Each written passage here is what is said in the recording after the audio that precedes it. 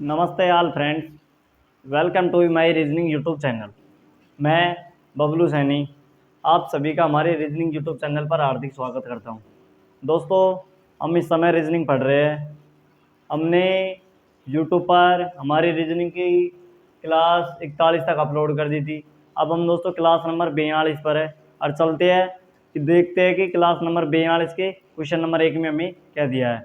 दोस्तों, क्लास की शुरुआत करने से पहले हम आपके मोटिवेशन के लिए एक शायरी लेकर गए हैं। तो देखिए दोस्तों, इसमें क्या लिखा है। इसमें लिखा है कि आलस्य वह रोग है जिसका रोगी कभी संभल नहीं सकता। ये बात बिल्कुल सही है दोस्तों कि आलस्य एक इस प्रकार का रोग है, जिस व्यक्ति के अंदर यदि ये रोग चला गया ना तो कभी भी ठीक नहीं हो सकता। उसको हमेशा हर काम को करने से कुछ आलस आएंगे कि इस काम को कैसे करूं। कहते हैं ना, कई स्टूडेंट्स ऐसे कहते हैं कि मम्मी कह दे कि बेटा ये काम कर लो, तो फिर क्या कहता है लड़का, मम्मी जी मुझको इस काम करने में वो क्या कहते हैं जोर आता है, मैं नहीं कर सकता। उसके अंदर कैसे आएंगे, उसके अंदर तो आलसीपन पड़ा है, भरा हुआ है। इसी प्रकार पढ़ाई में देख लो, कुछ विद्यार्थी आलस करते हैं कि कैसे पढ़े, कुछ याद ही नहीं होता, कुछ समझ में नहीं आ रहा, मैं तो पढ़ाई छोड़ने के तत्पर आ गया हूँ, अब मैं नहीं पढ़ूंगा। उसके अंदर तो आलस्य तो पहले ही विराजमान है, पढ़ने की तो उसकी पहले की इच्छा नहीं है। अरे यदि पढ़ेगा ही नहीं तो आगे किस प्रकार से बढ़ेगा। आलस तो खुद उसके अंदर पहले ही विराजमान हो गया है, इसलिए हमें आलस नहीं रखना चाहिए दोस्तों। और ये बात भी दोस्तों किसी साधारण व्यक्ति ने नहीं कही, ये बात कही है दोस्तों सबसे बड़ी कवि हुए भारतीय मुंशी प्रेमचंद, जिनके बारे में आप जानते हो दोस्तों, हिंदी साहित्य के ज्ञाता। ऐसे हिंदी साहित्य शायद उन्होंने नहीं लिखी है, लेकिन उनकी कविता भी हिंदी साहित्य में आती है दोस्तों, इस प्रकार सब्जेक्ट में। तो भारत के सबसे बड़ी जो कवि थे मुंशी प्रेमचंद, उन्होंने ये लिखा था कि आलस्य वह रोग है जिसका रोग कभी संभल ही नहीं सकते, कभी ठीक ही नहीं हो सकता। तो जिस व्यक्ति के अंदर आलस्य आ गया दोस्तों, वो कभी ठीक नहीं हो सकता। इसलिए हमें आलस्य को त्यागना चाहिए और जीवन में सदैसा हमेशा परिश्रम करते रहना चाहिए और लगातार अपने लक्ष्य तक बढ़ना चाहिए। तो चलते हैं दोस्तों हम हमारी क्लास पर, क्लास नंबर 42 के क्वेश्चन नंबर 1 पर, और देखते हैं दोस्तों हमें क्वेश्चन नंबर 1 में क्या दिया है।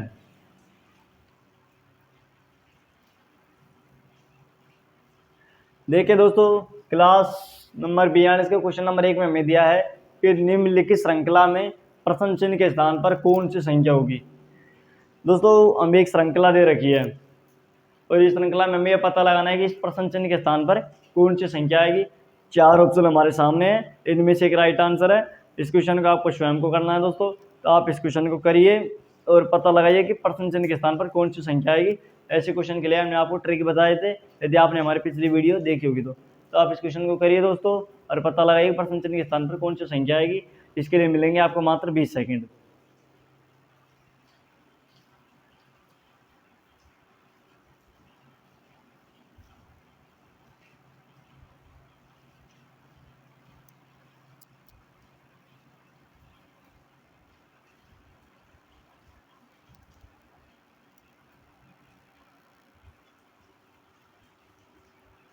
चलते हैं दोस्तों, आपने क्वेश्चन कर लिया होगा तो एक बार अपना उत्तर मैच करके चेक कर देना कि राइट है नहीं है।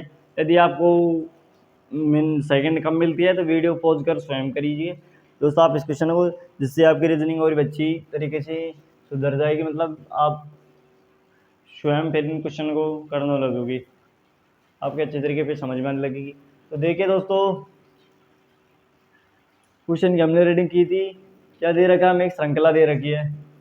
इस श्रृंखला में हमें यह पता लगाना है कि इस क्वेश्चन चिन्ह के स्थान पर कौन सी संख्या आएगी। 4 ऑप्शन हमारे सामने है दोस्तों, इनमें से एक राइट आंसर होगा। तो दोस्तों, क्वेश्चन की शुरुआत करने से पहले दोस्तों आप हमारे चैनल को सब्सक्राइब कर दीजिए दोस्तों, सब्सक्राइब जरूर करना हमारे चैनल को। तो ओके दोस्तों, तो देखते हैं दोस्तों क्वेश्चन किस प्रकार से होगा। कुछ भी नहीं दोस्तों, इसके लिए हमने आपको ट्रिक बताई थी। क्या ट्रिक थी, अब आपको पता है दोस्तों संख्या क्या है, कि संख्या पास पास में है। आप संख्या पास पास में है तो हम कुछ क्या करेंगे दोस्तों, इनके बीच में हम अंतर लेंगे। ओके दोस्तों, तो देखिए दोस्तों, और यदि आपको मेरी बात उचित लगे तो मेरा समर्थन जरूर करना और चैनल को सब्सक्राइब करना मत भूलना दोस्तों। तो देखिए दोस्तों किस प्रकार से हुआ है। देखिए दोस्तों, 16 और 4, 16 और 4 के 16 और 20, के बीच में कितने का अंतर है दोस्तों? 4 का अंतर है। 16 में 4 जोड़ेंगे दोस्तों 20 होते हैं। 20 और 29 के बीच में अंतर है दोस्तों 9 का। 29 और 45 के बीच में अंतर है दोस्तों 16 का। 45 और 75 के बीच में अंतर है दोस्तों 25 का। आगे देखिए दोस्तों, अब देखिए दोस्तों, ये तो हो गया 2 का स्क्वायर, ये हो गया दोस्तों 3 का स्क्वायर, ये हो गया 4 का स्क्वायर, और ये हो गया दोस्तों 5 का स्क्वायर। यहाँ तक आपके समझ में आ गए दोस्तों? तो आगे देखिए दोस्तों किस प्रकार से होगा। दोस्तों यहाँ पर 2 का स्क्वायर ये हो गया, ये 3 का हो गया, 4 का, ये 5 का, तो आगे तो आपको हमको पता है दोस्तों, आगे 6 का स्क्वायर आएगा। अब 6 का स्क्वायर क्या होता है दोस्तों? 6 का स्क्वायर होता है 36। यहाँ पर 36 आ गई, जैसे 45 में 25 जोड़ने पर 75 आते हैं, उसी प्रकार दोस्तों 75 में प्लस 36 जोड़ देंगे, काउंटिंग करेंगे। देखिए दोस्तों, 6 और 5 11 का 1, आंसर के 1, 7 और 3 10 और 1 11, कितने आ गए दोस्तों?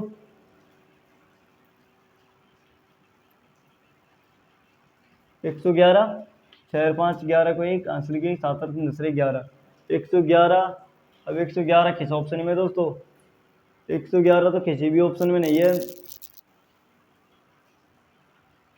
एक मिनट दोस्तों, 6 और 5 11 को 1, आंसर के 7 और 3 10 और 1 11, 111 किसी ऑप्शन में नहीं है दोस्तों। यहाँ पर 75 नहीं है, बल्कि यहाँ पर दोस्तों 70 है। 70 है दोस्तों, क्यों? 45 और 45 और 75 के बीच में तो दोस्तों ज़्यादा अंतर हो जाता है, 30 का अंतर हो जाता है दोस्तों उनके मध्य। तो अब 45 और 70 के बीच में 25 का अंतर है, इसलिए 5 का स्क्वायर हो गया। आगे 6 के स्क्वायर हो गया दोस्तों, गलती हो गई।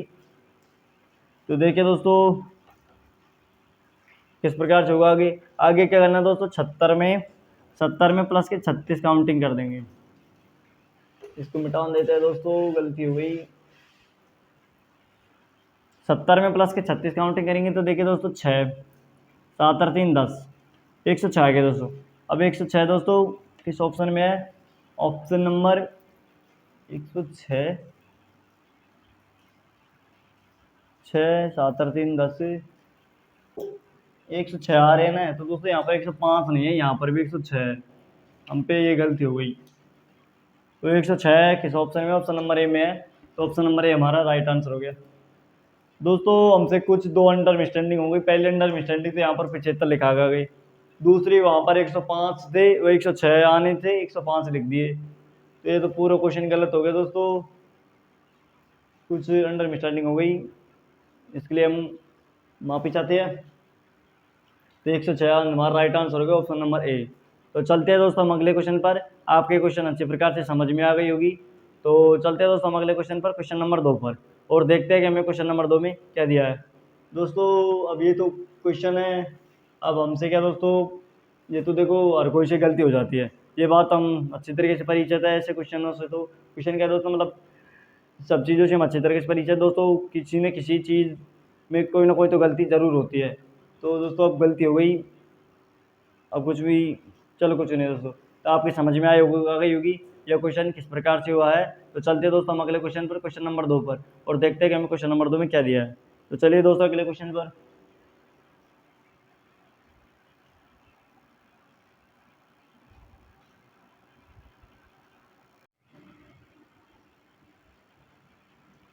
चलते हैं दोस्तों क्वेश्चन नंबर 2 पर, और देखते हैं कि हमें क्वेश्चन नंबर 2 में क्या दिया है। देखिए दोस्तों हमें क्वेश्चन नंबर 2 में दिया है कि उस आरेख को पहचानो जो नीचे दिए गए वर्गों के बीच सर्वश्रेष्ठ संबंध दर्शाता है। दोस्तों छात्र शरारती गंभीर के मध्य हमें संबंध बताना है। अब यह क्वेश्चन आपको देख के पता चल गया होगा क्वेश्चन किसका है। दोस्तों यह क्वेश्चन है वेन डायग्राम का, अर्थात इनमें आपस में संबंध बताना है। तो दोस्तों 4 आकृति आपके सामने है, इनमें से एक राइट आंसर है, आपको इस क्वेश्चन को करना है और इनके मध्य संबंध बताइए। तो दोस्तों आप इस क्वेश्चन को करिए, या कुछ, और इस क्वेश्चन के लिए मिलेंगे आपको मात्र 20 सेकंड। तो करिए दोस्तों आप इस क्वेश्चन को।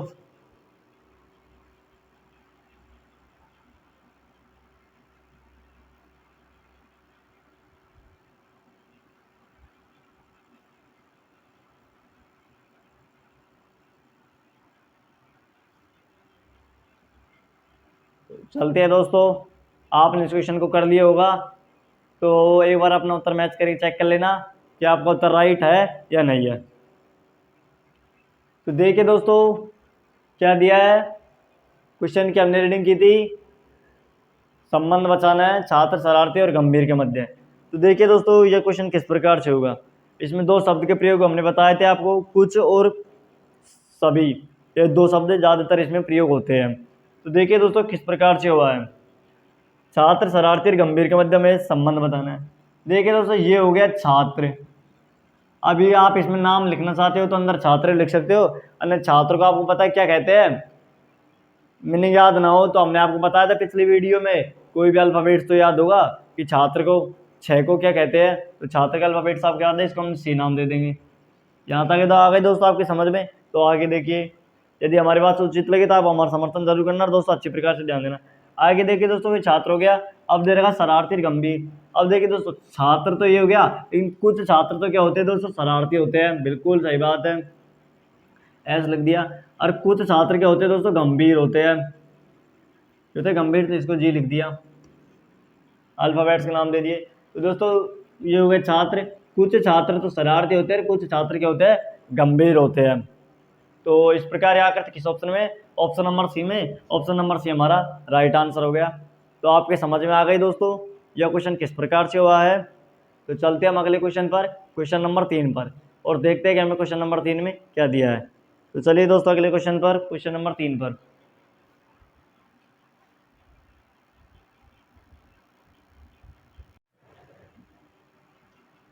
चलते हैं दोस्तों क्वेश्चन नंबर 3 पर, और देखते हैं कि क्वेश्चन नंबर 3 में हमें क्या दिया है। देखिए दोस्तों क्वेश्चन नंबर 3 में हमें दिया है कि खतन दे रखा है। अब खतन में हमें क्या दिया है दोस्तों, खतन में हमें फर्स्ट पॉइंट है कि सभी बाघ बिल्लियाँ है, पॉइंट नंबर सेकंड है सभी बिल्लियाँ मांसाहारियाँ है।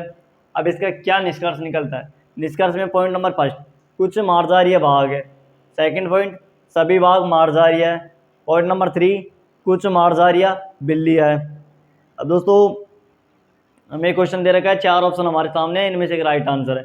अब देखिए दोस्तों हम आपके बात बताना चाहते हैं कि हमने आपको क्लास नंबर 41 में शुरुआती तौर पर जब हमने शुरू किया था वीडियो, उस टाइम पे दोस्तों क्लास 9 शुरू किया था, तो उस टाइम पे हमने आपको एक चीज़ बताई थी, एक कहानी सुनाई थी, आपको पता है कहानी, एक लड़का और लड़की के बीच में लवर की सुनाई थी। अब वो कहानी दोस्तों इस क्वेश्चन से संबंधित है, क्वेश्चन तो उससे भी संबंधित थी लेकिन ज़्यादातर इस क्वेश्चन से संबंधित है, दोनों से सेम है लेकिन ज़्यादा तो इसमें मान लो। जैसे अब हमने आपको बताया था कि सभी बाघ बिल्लियाँ है, अब इसमें आप आकृति भी बनाओगे। अब आपको बाघ की यदि मीनिंग याद नहीं है तो हमने आपको बताया था, अल्फाबेट्स आपको याद है टाइपिंग करने वाले, जैसे वो लिखता था ना वो लवर, उसी प्रकार से। तो उसी प्रकार आपको इसमें क्या करना है दोस्तों, टाइपिंग करनी है, टाइप शब्द लिखना है। तो यदि मीनिंग याद है तो कोई दिक्कत नहीं है, मीनिंग लिख देना, मीनिंग का वर्ड, और यदि याद नहीं है तो टाइपिंग करनी, तो आप जानते टाइपिंग का वर्ड लिख देना। अब इसमें क्या करना है दोस्तों, इतना बता देता हूँ मैं। इसमें पहले आपको एक आकृति बनानी पड़ेगी, इसमें जैसे जैसे खतन कहेगा उसी प्रकार एक आकृति बनेगी। मेरी बात पर अच्छे तरीके से ध्यान देना दोस्तों। आकृति बनने के बावजूद अब इसमें कौन कौन सा फिर निष्कर्ष निकालना कि इसमें कौन कौन सा नियम लग रहा है, मतलब कौन कौन सा फर्स्ट सही है, सेकंड या थर्ड सही है, वो आपको बताना है। तो आपको इस क्वेश्चन का करना है दोस्तों, आप इस क्वेश्चन को करिए, इसके लिए मिलेंगे आपको मात्र 20 सेकंड। तो करिए दोस्तों आप इस क्वेश्चन को।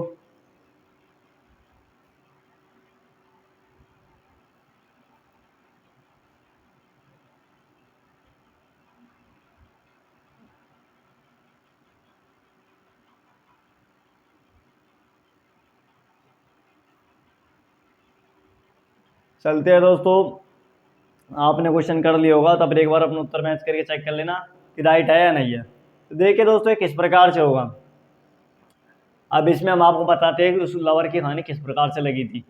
तो देखिए दोस्तों क्या दे रहा है खतन में, सभी बाघ बिल्लियाँ है। ठीक है दोस्तों, अब दोस्तों हमें बाघ को जैसे टाइगर कहते हैं, लेकिन मान लो कि सपोज करो बाघ की हमको अल्फाबेट्स याद ही नहीं है, मतलब मीनिंग याद नहीं है कि बाघ को क्या कहते हैं, तो कुछ भी नहीं, बाघ को तो लिखना जानते हो, बाघ को किस प्रकार लिखते हैं टाइपिंग करते समय, तो बाघ को बी वर्ड दे देंगे। ठीक है दोस्तों, ये हो गए सभी बाघ हो गए। अब सभी बाघ क्या है दोस्तों, बिल्लियाँ है, ये दोस्तों बिल्लियाँ हो गई, बिल्लियों को कैट कहते हैं तो सी लिख देंगे, ऐसे नहीं है तो टाइपिंग के शब्द लिख देंगे। तो दोस्तों क्या हो गया, सभी बाघ बिल्लियाँ हो गई।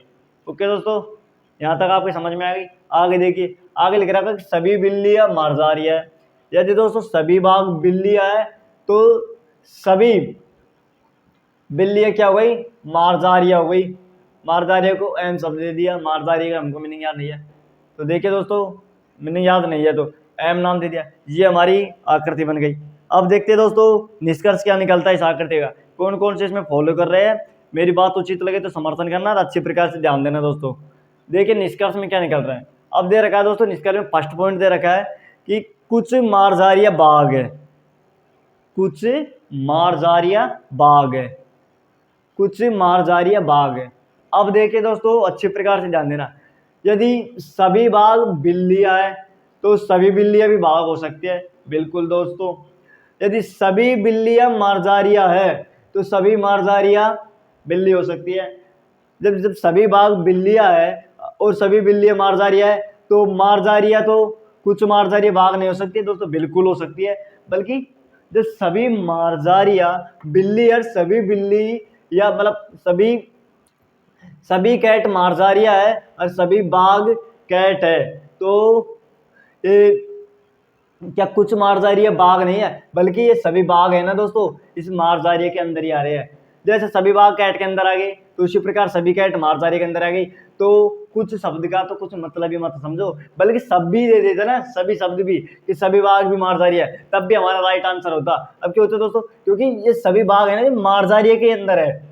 तो पॉइंट नंबर फर्स्ट बिल्कुल राइट है दोस्तों, आपकी समझ में आ गई होगी।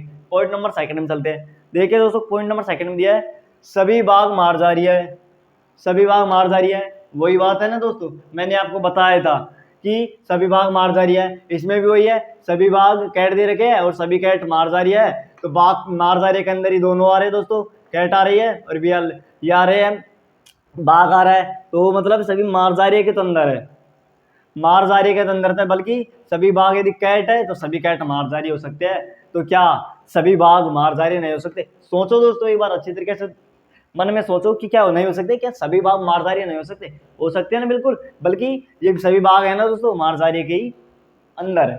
तो देखिए दोस्तों पॉइंट नंबर सेकंड में हमारा राइट हो गया, आपके समझ में आ गई। अब चलते पॉइंट नंबर थर्ड पर। देखिए दोस्तों पॉइंट नंबर थर्ड में क्या दिया है, कुछ मारजारिया बिल्लियां है।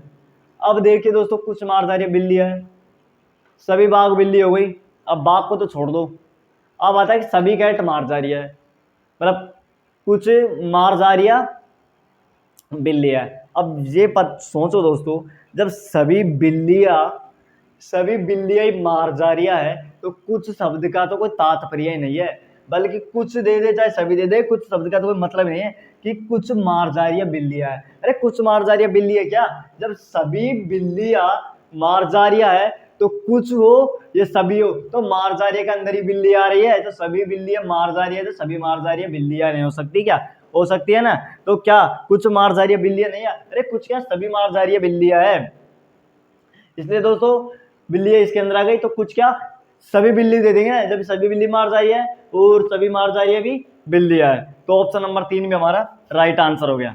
आपके समझ में आ गया दोस्तों ये क्वेश्चन किस प्रकार से हुआ है, इसमें हमको संबंध बताना है। लास्ट में यही दिया था कि कुछ मारजारिया बिल्ला है, अरे जब सभी बिल्लियां ही मारजारे के अंदर आ रही है तो कुछ मारजारिया क्या बिल्लियां नहीं हो सकती है, बल्कि सभी मारजारिया भी बिल्लियां हो सकती है, तो ऑप्शन नंबर 3 में हमारा राइट आंसर है।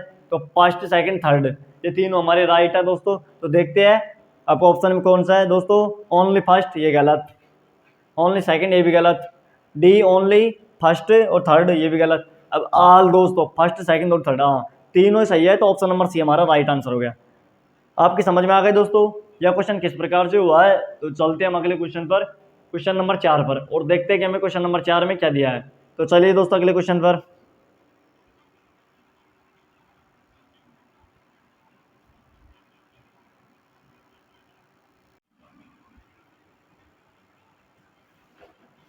चलते हैं दोस्तों क्वेश्चन नंबर 4 पर और देखते हैं कि हमें क्वेश्चन नंबर 4 में क्या दिया है। देखिए दोस्तों हमें क्वेश्चन नंबर 4 में दिया है कि उस विकल्प का चयन करें जो दर्पण के दाईं ओर रखे जाने पर दी गई आकृति की दर्पण छवि से संबंधित मेल खाता है।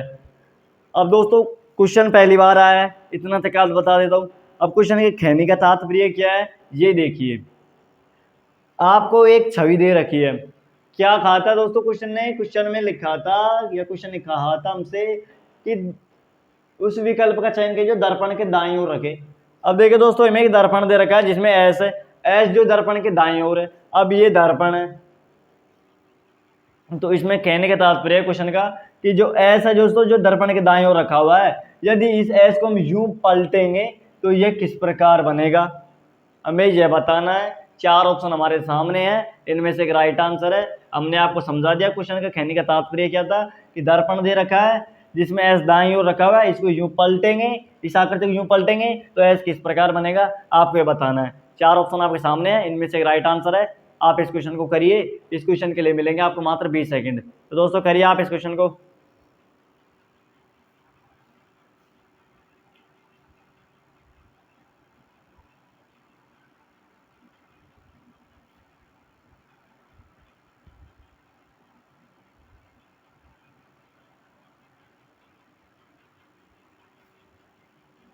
चलते हैं दोस्तों, आपने क्वेश्चन कर लिया होगा तो एक बार अपना उत्तर मैच करके चेक कर लेना राइट है या नहीं है।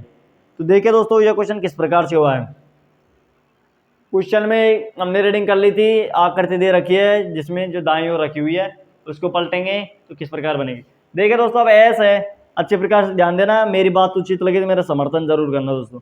अच्छे प्रकार से ध्यान देंगे तो आपके समझ में आएगी, नहीं दिया तो फिर आप पछताएंगे। तो देखिए दोस्तों, एस दे रखा है, अब एस दर्पण के दाईं ओर है। अब दोस्तों एस को हम यूं पलटेंगे, इस आकृति को उठा करके यूं पलट देंगे तो एस इस प्रकार से नहीं बनेगा क्या। देखिए दोस्तों, ये एस दे रखा है इस तरह का, इस तरफ दाईं ओर, यदि इसको हम यूं पलटेंगे तो क्या एस इस प्रकार से नहीं बनेगा, ऐसे नहीं बनेगा, एस इस प्रकार से बनेगा ना दोस्तों। अब इस प्रकार की जब आकृति बनेगी तो किसमें, ऑप्शन में, ऑप्शन नंबर सी में है, तो ऑप्शन नंबर सी हमारा राइट आंसर हो गया। तो आपके समझ में आ गई दोस्तों किस प्रकार से है क्वेश्चन। कुछ भी नहीं, दाईं ओर दे रखे, उठा के पलटना है। अब ये तो आपको पता है कि कौन सी आकृति किस प्रकार से बनी होती है, पलटने पर किस प्रकार से बनती है।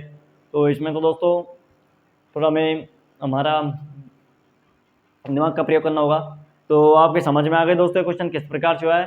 तो चलते हैं हम अगले क्वेश्चन पर, क्वेश्चन नंबर 5 पर, और देखते हैं कि हमें क्वेश्चन नंबर 5 में क्या दिया है। तो चलिए दोस्तों अगले क्वेश्चन पर।